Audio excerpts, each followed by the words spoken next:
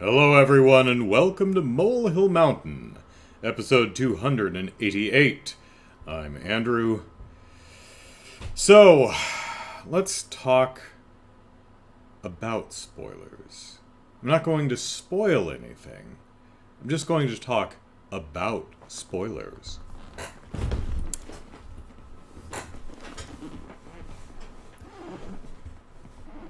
Imagine, if you will, Firelight Hello, that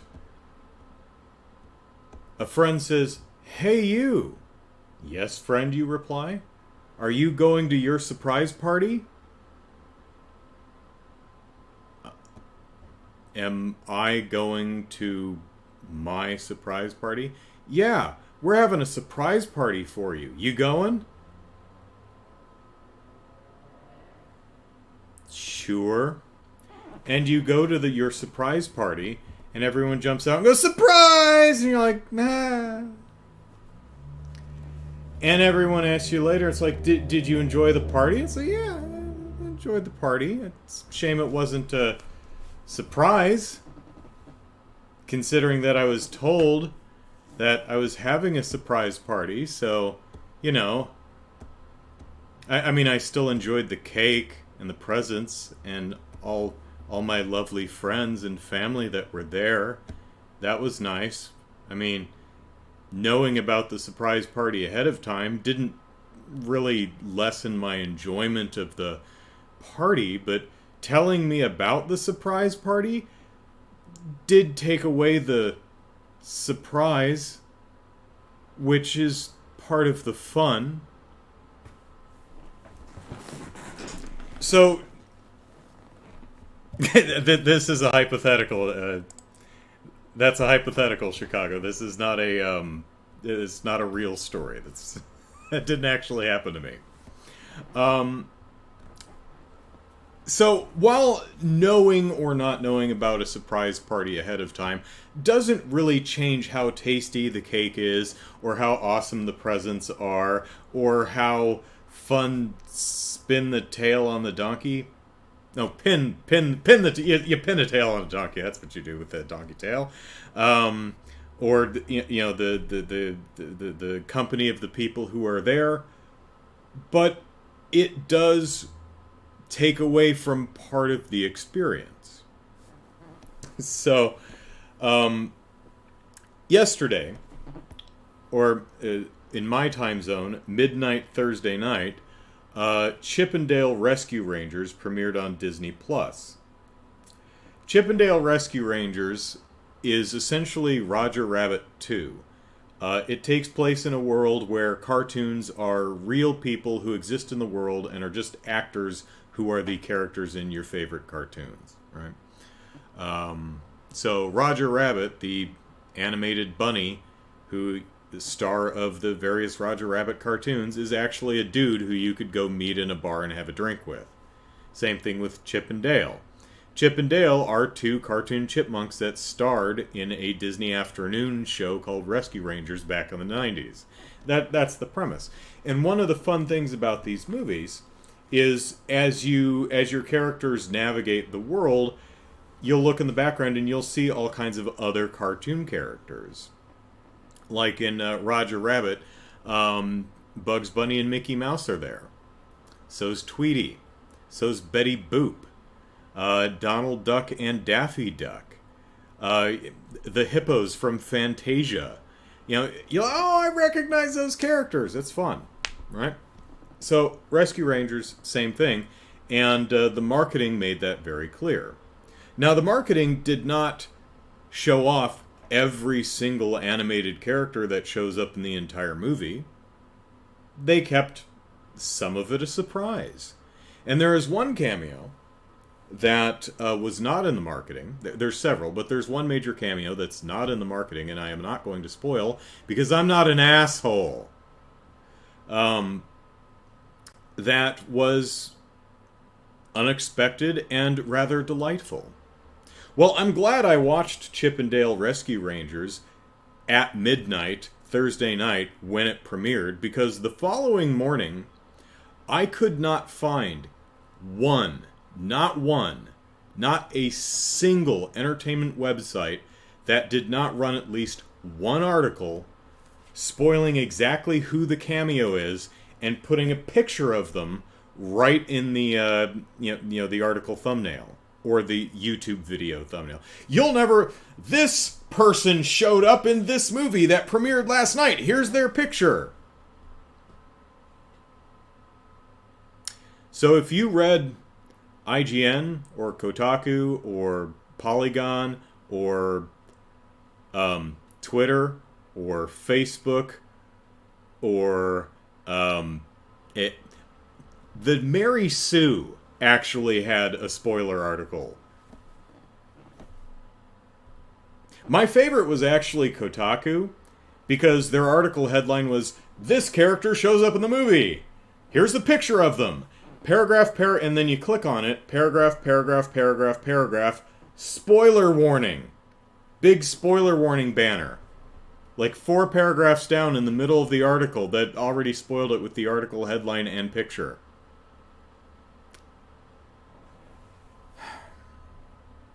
So golly, glad I watched the movie the minute it premiered, because everyone seemed very keen on spoiling a fun cameo that was not in any of the marketing, so far as I'm aware. Thanks, guys. Real considerate. Couldn't even wait till the end of the weekend, at least?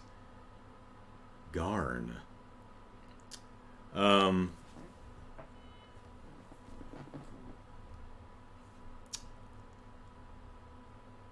Now, does knowing about the cameo ahead of time make the movie any worse?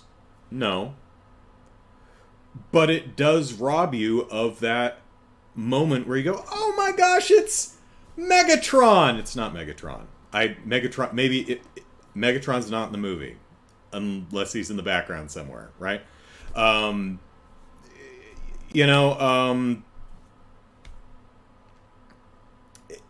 You have that moment where you're like, oh, cool, it's that character, neat!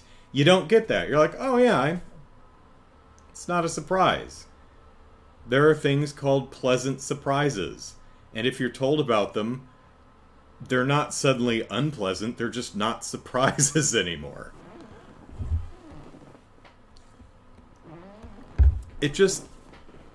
And I understand that, advertising revenue and you need your clicks, but, I mean, come on, you could just literally write, "You'll never believe who cameos in the Rescue Rangers movie," and then have a, mosaic screenshot with a big question mark on it. No, seriously, you'll never guess who shows up, You could do that. That way, anyone who's like... the fact that there's cameos in the movie is not surprising. That's part of the marketing. That there's going to be all kinds of cool cartoon characters showing up in the movie. That's part of the marketing. So, spoiling that there's spoilers, I wouldn't go that far. But, oh my heavens, every single entertainment platform and social media thing I looked at Friday morning, all of them spoiled the cameo. In both the headline and the article image. So, sorry for everyone who had that spoiled, which would include everyone who did not watch Chip and Dale Rescue Rangers the minute it came out. Who did not watch it before checking Twitter when they woke up in the morning. If there'd be any cameo Transformer, it'd be Perceptor and Microscope from being used by Gadget or something. Chicago, that's fair. Wait, Gadget was an inventor, not a scientist. Never mind. Sure. But, could have sworn I saw a Transformer in it somewhere. Well, there may be a Transformer, but it's not Megatron. At least if Megatron's in the movie, I didn't notice him. But is there a Transformer somewhere? Maybe you'll just have to watch the movie and find out. But I mostly enjoyed the movie. Thought it was a little uneven in some ways. There are a couple things in the movie where it's like, well, that I don't think you thought through this world very carefully. Um, that doesn't make any sense. I thought the most interesting thing about the movie is um, there. If there was anything I wanted, it was a big orchestral arrangement of the Rescue Rangers theme song, which you get the very horn heavy Rescue Rangers theme song as part of the film score, which I liked. Um, the lead voices of Chip and Dale, I didn't really care for. I mean, they're not bad performances. I don't know who those actors are, but I found that, I mean, the performances were fine, the comic timing was fine. I just didn't find the voices themselves engaging or interesting. I just didn't wasn't keen on whoever those voices are. Um, well, there may be a gun in the movie, and maybe that's Megatron. Um, but the weirdest thing to for me in the movie is if you've seen Roger Rabbit, it's a so here's the premise. Um, Cartoons, animated characters are real and they live with us, but they are second class citizens. You know, the majority is likes cartoons, but only on their terms. They like them when, they're funny and they're performing. Otherwise, they don't want them around. You know, they're be in your cartoon, entertain me, be in a service role, but otherwise, you live in Toontown. No, we're not renting to cartoons here. This is a humans only establishment. There's places for cartoons. There's a whole neighborhood for cartoons, and one of the big things about the movie is we're going to build a freeway right through Toontown. The place that we let the Toons live. Well, where are they going to live if we build a damn freeway through it? No one really cares. So, not particularly subtle on the allegory here, right? But it works. In Rescue Rangers, basically what the movie is saying is infringing on Disney's intellectual property is akin to human trafficking.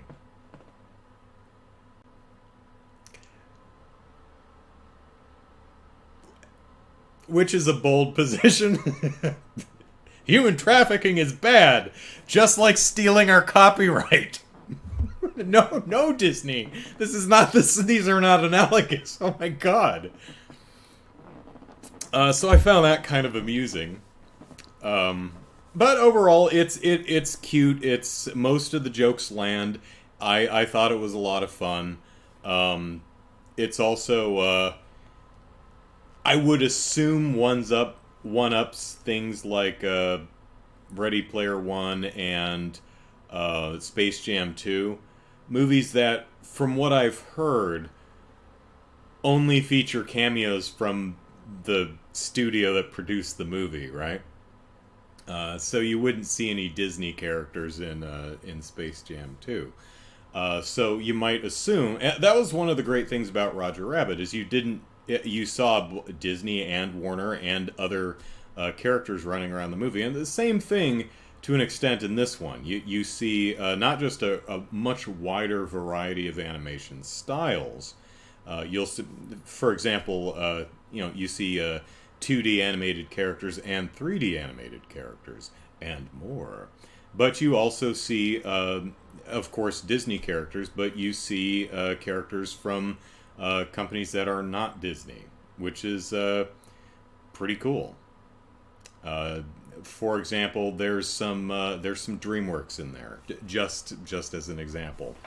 So do all the voice actors return to reprise their roles? Um, no. Um, I, Whoever voices Chip and Dale are not the original voice actors. Uh, Gadget or whatever her name is sounds like Tress MacNeille, so it wouldn't surprise me if she's the original voice actor. Um, uh, Fat Cat or whatever the cat sounds like Jim Cummings, so that wouldn't surprise me if that was the same character.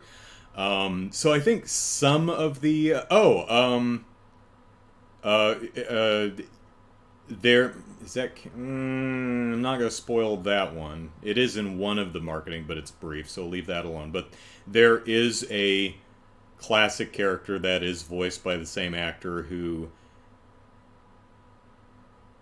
I'm thinking of a couple that are actually in the trailers, but yes, there are several guest stars who are voiced by the person who originally did it or the person who's doing the character now, and I'll leave it at that. Um, One criticism of the movie I have is I would have preferred if the 2D characters were actually hand drawn. They're not. Uh, Chip, for example, is he's still a 2D character, but it's a cell shaded 2D model. It's actually a 3D model. It's not hand drawn. It's a 3D model, which makes things like shadows a lot easier when because you don't have to figure it out and draw it. But I found that disappointing. I would have preferred that the 2D elements be actually hand drawn. So it's a small nitpicky thing, but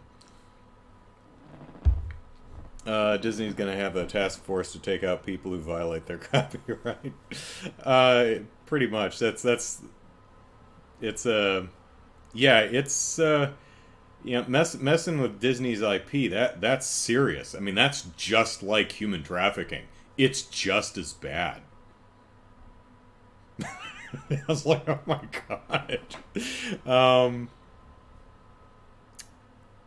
I think if I'm remembering right from the credit cast list, I think Eric Bana's doing Monty's voice, and I sounded similar, but did Eric Bana really do Monty's voice back in the '90s? I would be surprised if that were the case, but maybe. So.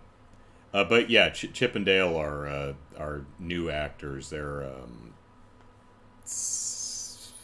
John Smith and Larry Biscuits. I don't remember. Two dudes, two dudes. They're dudes and they're two. So. So anyway, I found it. It's not a classic like Roger Rabbit, but it was fun. I enjoyed it. So Doctor Strange is and the Mothers of something of Madness, Multiverse of Madness. Doctor Strange: The Multiverse of Madness is now in its third week, and you'll remember I wanted to go see Spider-Man: No Way Home. No Way Home? Yeah, No Way Home. And I didn't get to see it until like its 10th week, because for 10 solid weeks, it was playing at the drive-in, but it was double featuring with itself. And if I'm going to the drive-in, I insist on seeing 2 movies, not one movie twice. And it wasn't until the 10th week where Spider-Man finally was paired with a different movie. Ended up being Uncharted. So it had a Sony Pictures, what's his name? Tom Holland starring double feature. And it was fine. Well, Spider-Man I enjoyed. Uncharted I thought was not very good. But, whatever. So Multiverse Madness comes out, and I look at the listings at the drive-in, and it's double featuring it with itself. Week 2, double featuring with itself. Week 3, which here we are. Aha! Not double featuring with itself. Huzzah! But they paired it with Uncharted. I don't know why. I really don't. Why? Why did you bring that back? You pair it with. You could have paired it with Sonic 2 and I would have gone to see it. I am not going to see Multiverse of Madness paired with a movie I've already paired with itself or with a movie I've already seen, particularly one that's really not very good.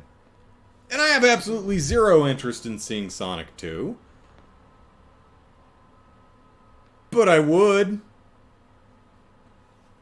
I'd actually rather, speaking of mostly animated movies, I suppose, I'd rather see The Bad Guys, which is that other cartoon about a wolf in a suit and his animal friends who are like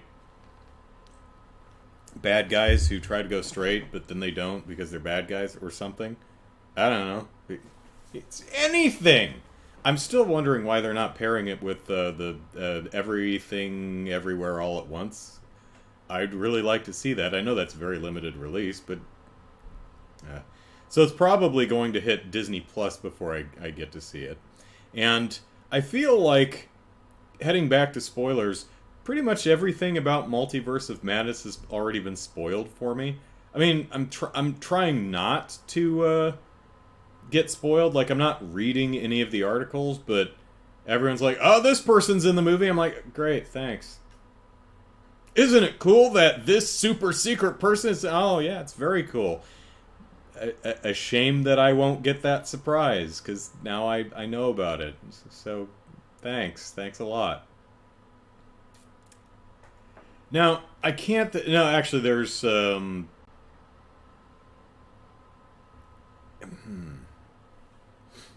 what's funny is that there's no marketing regarding some of the... because it's a multiverse movie, so you never know who's going to show up. And some of the surprises are still surprises. They're not in any of the marketing. So how are we seeing pictures? Because there's a lot of YouTube channels and other places that are perfectly happy to use footage that was snapped on someone's cell phone in a movie theater. If I ran YouTube and you uploaded footage of cell phone footage of a movie theater, I would delete your entire channel. I would do that. Because odds are, if you do that, that's probably the entirety of what your channel is. But, I mean, maybe I'd give you a one warning, but, that wouldn't fly. But, now, is the movie going to suck now that I know that some people will be met in the multiverse? No. But I won't have that, oh, neat moment. I was robbed of that. And I guess the solution is just go to get every streaming service and watch everything the minute it comes out if you don't want to be spoiled. My rule of thumb on spoilers is if it's in the marketing, you use good judgment, I would say, but if it's in the marketing, it's fair game. Like America Chavez is in the movie. I wouldn't consider that a spoiler because she's part of the marketing. Wong's in the movie. I don't consider that a spoiler because that's part of the marketing. Wanda's in the movie. She's on the poster, Doctor Strange is in the title. But I mean, I'm just going to pick something that's almost certainly not in the movie. But if, what's his face? Doctor Strange is tripping across the multiverse and runs smack dab into Harley Quinn, as played by, Margot Robbie or someone. How neat would that be? I would love to be surprised by that. I would rather it not be spoiled for me, just by browsing, Twitter or YouTube or whatever. So, I guess just be... And again, I'm not saying you can't talk about movies, just be cognizant that other people ain't seen it yet. you'll never believe this cool thing that we saw in the movie. Yeah, fine, do that. But there's absolutely zero other than attracting clicks, but be a better headline writer, I guess. Just movies are fun. Try not to rob enjoyment from anyone, because that's a dick move. Molehill Mountain of Madness. There you go. Cafe Fox says there was a scene that was actually 2D animated. Shows that they could have done all of it that way. Oh, there is some 2D animation in the movie. Yes. And I didn't look that closely, but I would not be surprised if a lot of the 2D background characters are actually hand drawn. The characters that have very little screen time. But Chip is a full 3D character who's just cel shaded, which I found disappointing. So, all right. So let's talk about She-Hulk, which I have very strong opinions about, and I'm going to share my incredibly strong, passionate opinions about a show that I haven't seen, about a show that isn't out for another 3 months yet. But it's okay, because I saw the teaser trailer. I mean, you can be first in reporting, just, don't spoil it in the headline. Or in the headline, or the headline image. Some people don't mind spoilers. Some people read the back of the book first, or read the last few pages of a book first. I literally know zero people who actually do that. I've heard there's some people who do that. Wouldn't surprise me if they are. And more power to them. But that's their choice to do that, right? Go ahead and write all the articles, publish all the videos you want, but allow people to make that choice. Don't take the choice away from me, because it gives me a sad. What was I talking about? She-Hulk! Alright. So, I've always been kind of curious what they were going to do with how the effect of the titular She-Hulk was going to be achieved. Would they be doing a full CG character? Would they be painting somebody green? Would they be getting a bodybuilder and painting them green? Would they, whoever the lead actor is, would they paint her green and do a combination of putting her on an apple box? Are they really apple boxes? Are there apples in those boxes? Has there ever been apples in those boxes? Is there something specific about a box that makes it an apple box and not just a box? I don't know. I bet I could find out if I really cared, but I don't. Or Lord of the Rings type forced perspective effects. Well, from the first teaser, it appears that She-Hulk is just going to be a CG character. Okay. Not terribly surprising, as the Hulk is a CG character. But the design of the Hulk in the MCU is also physiologically exaggerated. It's not a body type. Lou Ferrigno's is a huge guy, but the Hulk as presented in the MCU is bigger than any human is or could possibly be. Just physically doesn't work that way. So it's a CG character. It's driven by motion capture and such, but and it's modeled on an actual actor. But She-Hulk, depending on which comic you're reading and sometimes which page of which comic you're reading, is a lot of times just tall and green. So they could have just, if that was the design they were going for She-Hulk, not hugely muscled, just tall and green, that's something you could achieve with makeup and forced perspective and apple boxes and such. But so this She-Hulk, the design is fine. Looks like She-Hulk. They're as far as body type, they seem to be going for just tall and green and athletically fit, not particularly bulky. She looks like more of a, a swimmer than a power lifter or anything. She's not particularly bulky. I mean, she's. I wouldn't call her. She's not ripped. She's not bulky. She's not thick with two C's on the end. She's just tall and fit. It's other than being 7.5 feet tall or however tall she is. This is not an uncommon body type. You look at swimmers and they have that body type. Which, I'll be honest, that kind of bums me out, because when I think of the Hulk, I think of, really muscular and bulky. It's an unrealistic body type.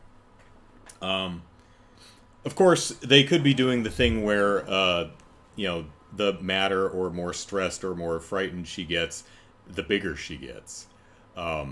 It may be that, she's just a tall green woman, but when things get really bad, like maybe they kill Bruce Banner or something like that, and she goes all full Savage She-Hulk and completely bulks out. They could be saving that for towards the end of the show. It's oh god, she's 13 feet tall now and she's huge.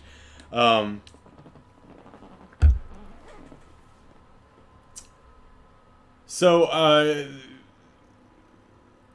the effects are not very good yet. It looks like they're still. It looks like they've not done the final rendering pass on any of the She-Hulk shots. They're a little flat and a little smoothly textured. So what it looks like to me is that they haven't 100% locked the character design yet. They're still tweaking some stuff like, how bulky do we want her? What outfits do we want her? What texture are we using for the skin on her face? Do we want to give her thicker eyebrows? That kind of a thing. Because what's interesting is if you look at Hulk as opposed to She-Hulk, he looks fine, but that's a locked design. So they knew exactly what he looked like, so they didn't have to model him. They just grabbed the model, animated him, and rendered him, and he looks fine.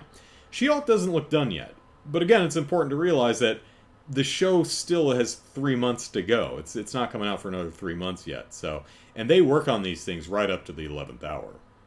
It's not in the old days where you had to finish a movie at least a couple of weeks before it came out in theaters, because once you locked a movie, you had to actually physically print the damn thing out onto spools of film and then physically ship those spools of film all over the country and maybe even the world to different theaters.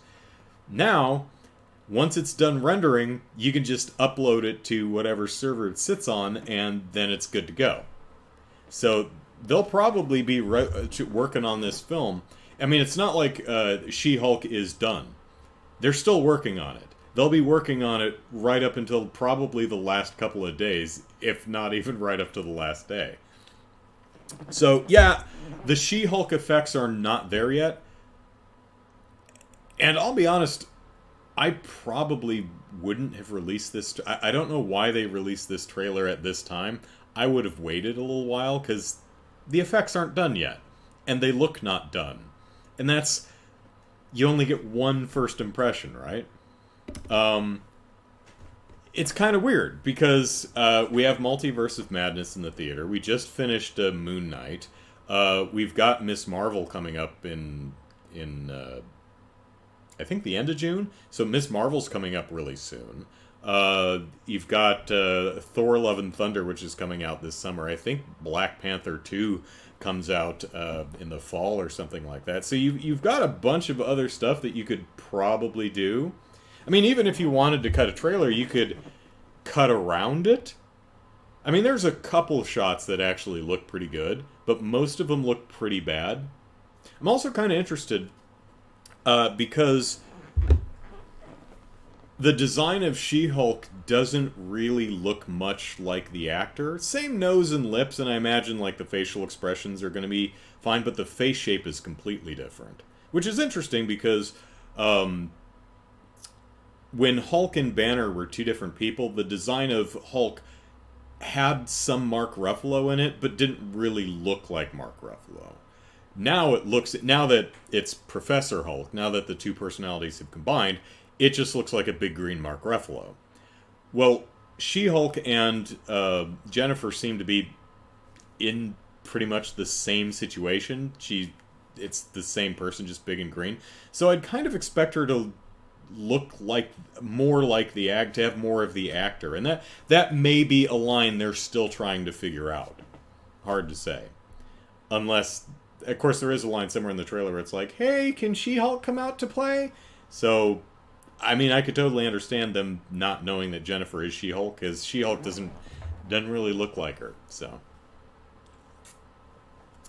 but I do like the concept of She-Hulk more than I've really enjoyed any of the comics. So I'm definitely excited to see the show. There was a woman who there's like it's like a 1 second shot.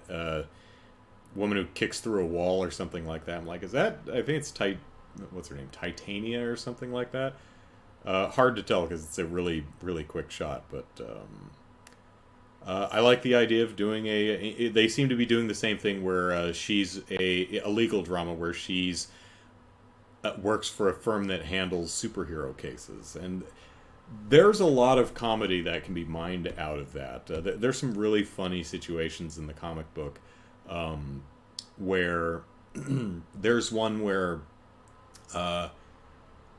Spider-Man sues J. Jonah Jameson for libel, and which is a funny idea. And then I think he ends up dropping the suit because they call Peter Parker because he's the guy who takes pictures of him. He's like, So it's a really funny idea. There's another one where what's his name, Eros, who his power is making pheromones and making people fall in love with him. So he gets hit with like several sexual assault suits, which is a really wonderful idea. So I'm really excited to see there's a lot of fun ideas to mine there. So I'm really excited to see where they go with the show. And I have no doubt that the She-Hulk effect will look fine 3 months from now. There have been some really bad effects in the Disney Marvel stuff. The ending fight in Black Panther's terrible. Pip in the after credits scene. Well, that's Eros right there. The after credits scene in Eternals. That looks like they were like, oh hey, let's have Pip in here. Model it and render it. You have 36 hours. I'm amazed that they left that in there because it is embarrassingly bad. But most, Hulk looks great. Groot looks great. They had a bunch of full CG characters in Moon Knight. They had the hippo and the gator and Khonshu, the skeleton bird thing, and they all looked very good for television. They were obviously CG characters, but they weren't, bad. They weren't distractingly bad. So I imagine She-Hulk will look at least as good as, Tawret and Amit and Khonshu from Moon Knight. And if it looks at least that good, for me it'll be fine. So, Chicago says, I wonder if Matt Murdock or Jerry Hogarth will cameo since they're also lawyers in the Marvel TV shows.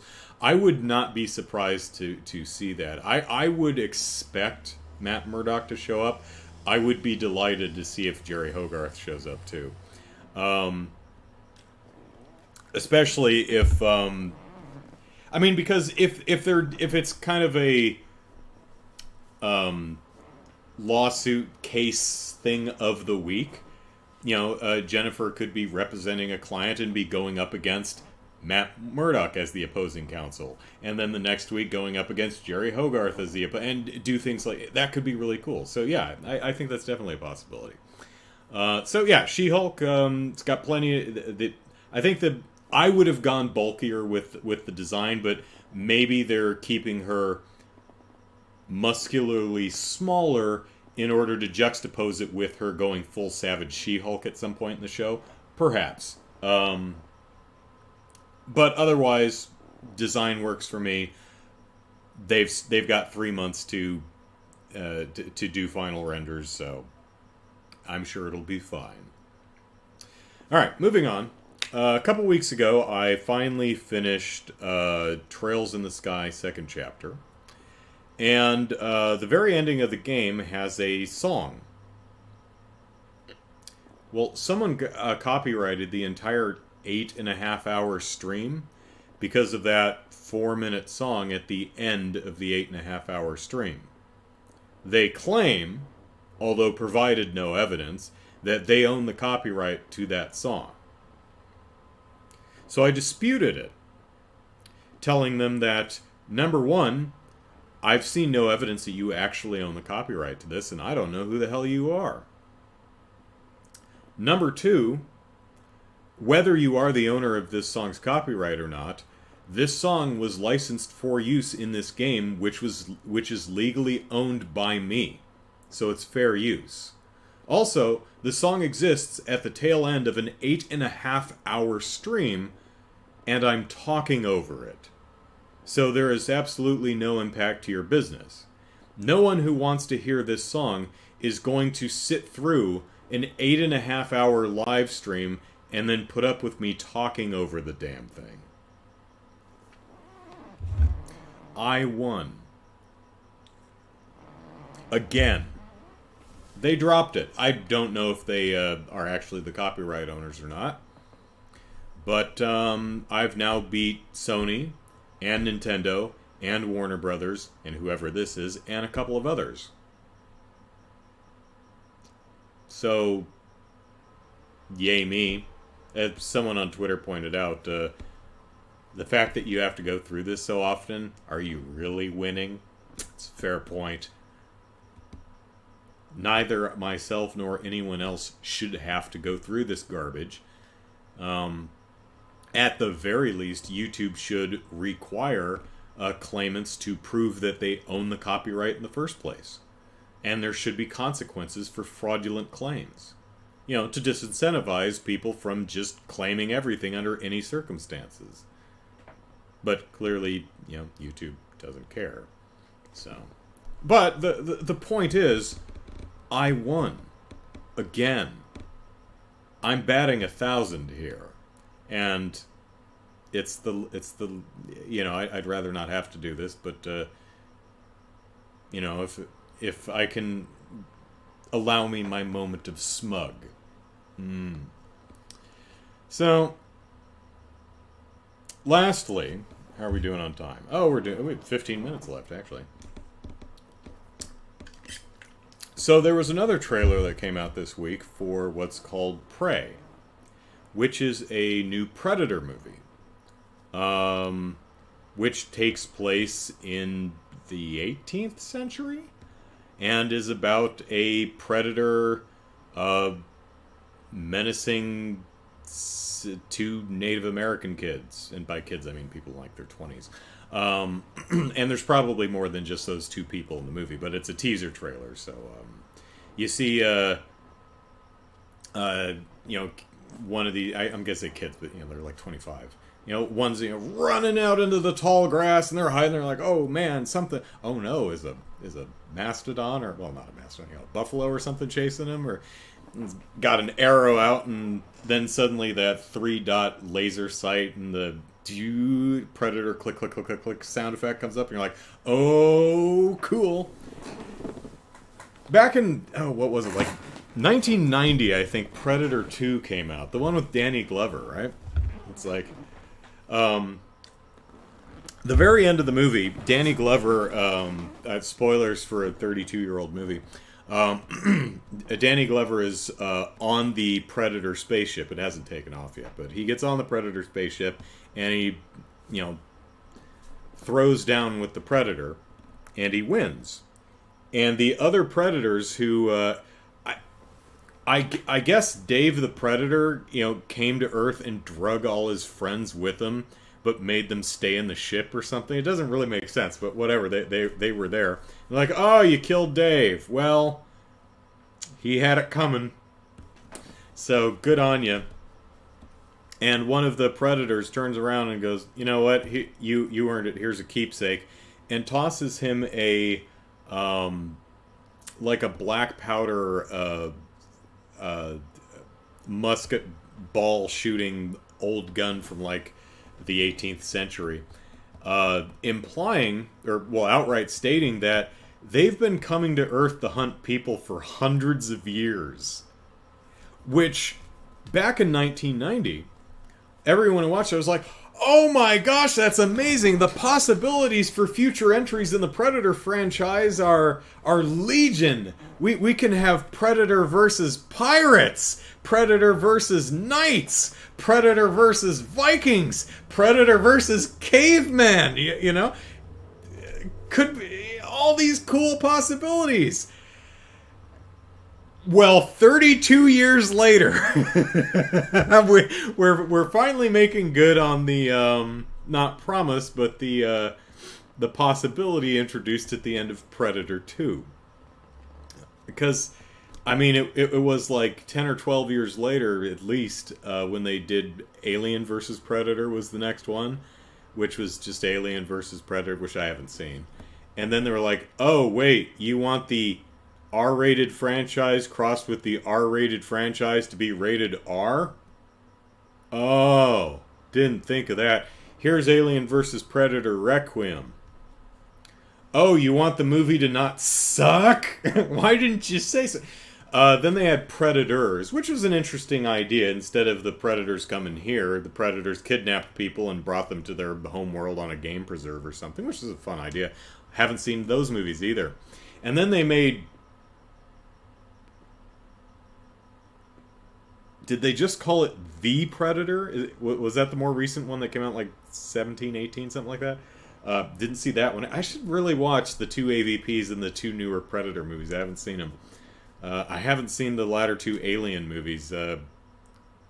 Alien Covenant something, and Prometheus, that was the other one. I haven't seen them because they look bad, okay? And speaking of movies I skip because they look bad, I really should get back into my superhero movies I haven't watched, because I haven't bothered to shoot any more of those in like 3 weeks, because I'm just all demoralized. Predator versus dinosaurs! Danny Glover and the other Predators respect. Yeah, exactly. They're like, hey, you took one of our guys down.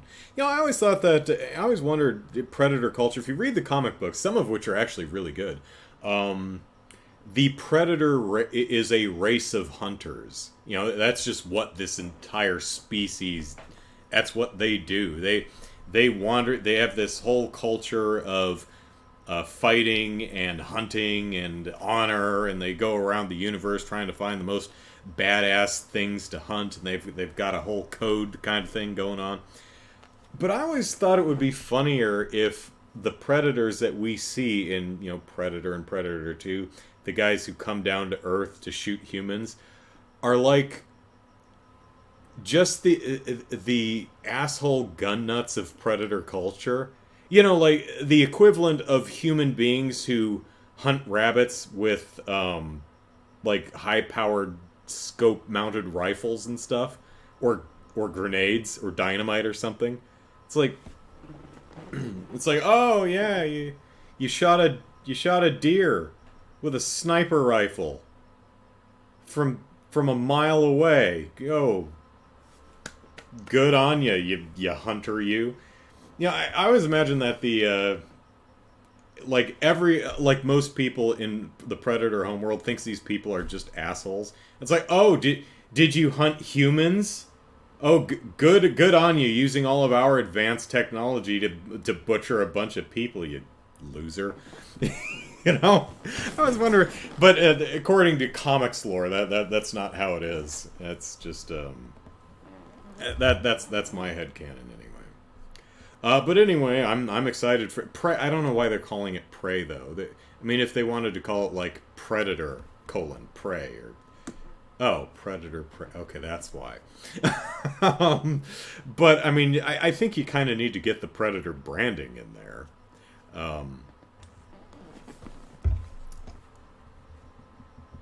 Chicago says it's akin to drugging a rabbit and killing it with an Uzi. Yeah, I know.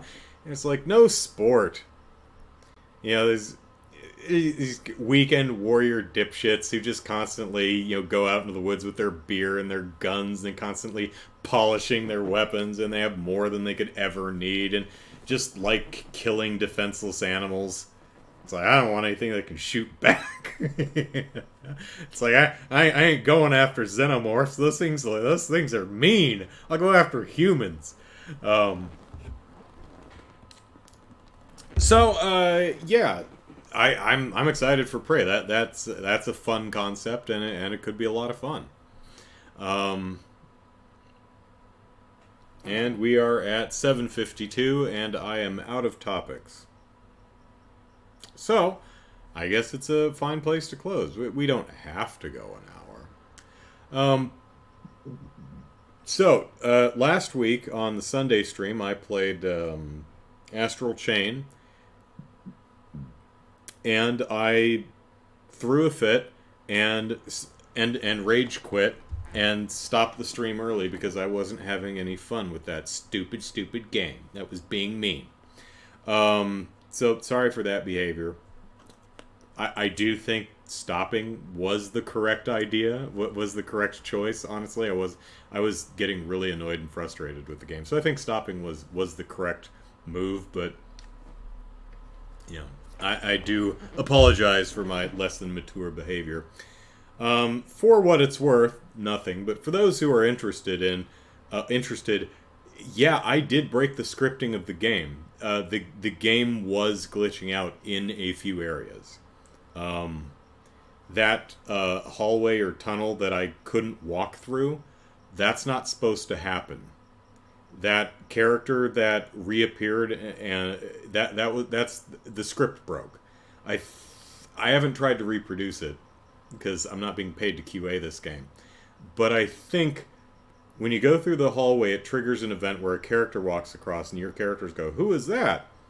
And you're supposed to follow them, and I didn't. I went the other way, and then I came back. And if you remember, my characters were like, "Oh, what's this?" And they were holding nothing in their hands, and I was making fun of them for holding nothing. They're supposed to actually be holding something. So that broke. And then when I came back the other way, that character walked by again.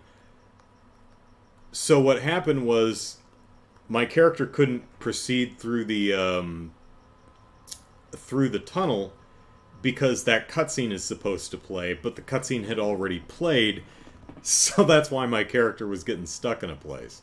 The box balancing minigame, that wasn't broken, that just sucks. That's just a garbage minigame that's really hard to control. That would have frustrated me either way. Lappy's prompt was not coming up. You could actually hit the A button. I did have to chase her down on the back of the Beast Legion, so maybe it won't appear unless you're in hot pursuit. I don't know.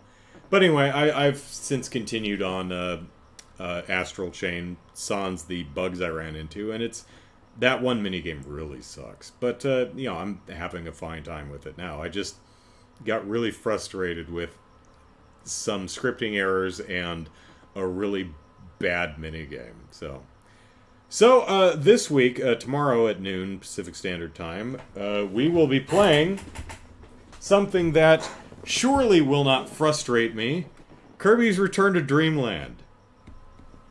So I'm sure I can keep my temper in check, because who could ever be mad at the Pink Puff Ball? So we'll play some Kirby tomorrow and have some nice, relaxing game time. And and hopefully Andrew will not lose his cool and start dropping F-bombs at the E-rated... Wait. Oh, this is E10. This is serious Kirby. Look at frowny face. Have you ever noticed that? How Kirby often is frowning on the North American box art? It's so weird. It's like, in the Japanese box art, Kirby's always, yay! And Mary's like, oh! It's like, they should like give him stubble and stuff, you know? Mild cartoon violence. Oh, okay. Whatever. So Kirby's Return to Dreamland is a game I started years ago and just never finished. So it's something that will be picking up wherever the hell I left off in that game. I'm pretty sure I can pick up Kirby in the middle with minimal fuss. Unlike other games, this one actually has a manual. So there. So I can refresh my memory before we play tomorrow. And I got some pink. Get some pink marshmallows, says Chicago. If he starts to frustrate you, just tear into a pink marshmallow. Just. Unfortunately, the only pink marshmallows I can think of are in the bag of colored mini marshmallows. I'd be like, you know, it's like the world's smallest stress ball. So, all right. Okay, so that's it for tonight. Thanks everyone for hanging out with me this evening. I need to take some Tylenol because this headache is not going away. So be on your best behavior. Eat your veggies, brush your teeth, go to bed at a decent hour, and make sure you wash your sex toys. This is very important. Even if you never use them, like if they've been sitting in a box in your closet for years, take them out every once in a while and wash them, because sex toys get gross. Even if you have no intention of ever using them again, just wash the damn things every once in a while, because they're seriously gross. See that? Where's mine? Can you even see it? No, it's like right. You can't see it. It's right there. We'll grab it. There. No! Well, there goes old boy. So, this stupid thing that somebody sent me and still isn't claiming, it gets all gross because dust falls on it and it gets all gross. So, I need to wash this. And also, always put googly eyes on your sex toys, because that makes it a lot funnier. And once again, mystery person who sent this to me, thanks? How did you get my address? Even if you don't have any, buy some and wash them, says Firelight. Andrew uses it. I knew it, says Cafe Fox. Yeah. Granted, not in the way it's intended to be used, but, I mean, sex toys, normally not supposed to be used as display pieces, but, that's just how I roll, man. That's how I do. So, alright. Thanks, everyone, for hanging out. I hope you had a fun podcast, and I hope to see you tomorrow for another, hopefully less frustrating Sunday stream. Take care, everyone. Bye-bye.